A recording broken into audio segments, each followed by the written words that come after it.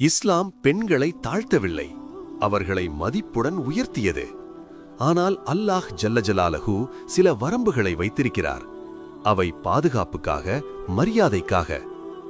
அல்லாஹ் கூறுகிறார், அல்லாஹ் மற்றும் அவரது தூதர் ஒன்றை ஹராம் என தீர்மானித்தால் நம்பிக்கையாளர்களுக்கு அதில் தேர்வு இல்லை. சூரா அல் அஹ்ஸாப் 33-36. பெண்களுக்கு ஹராம் என்ன? 1. மஹரம் அல்லாத ஆண்களுடன் தனிமையில் இருப்பது.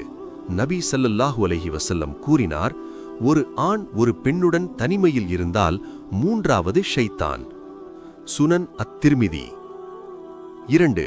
ஹிஜாபின்றி வெளியில் அலங்காரமாக வெளியேறுவது.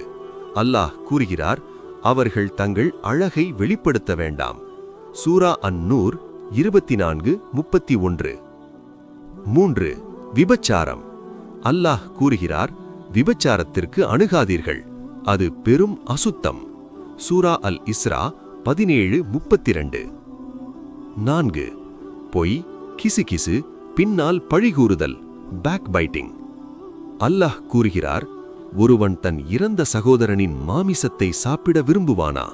சூரா அல் ஹுஜராத் 49-12. 5. கணவனுக்கு அநியாயம் செய்வது.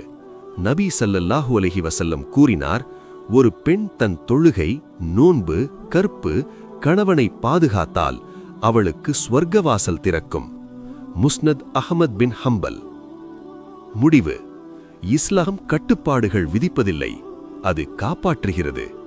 பெண்கள் மதிப்பிற்குரியவர்கள், அவர்களின் கண்ணியம் அவர்களின் கவசம். அல்லாஹ் கொடுத்த வரம்புகளை காப்போம், அதில்தான் வெற்றி. இது ஒரு எச்சரிக்கை அல்ல, ஒரு வழிகாட்டுதல்.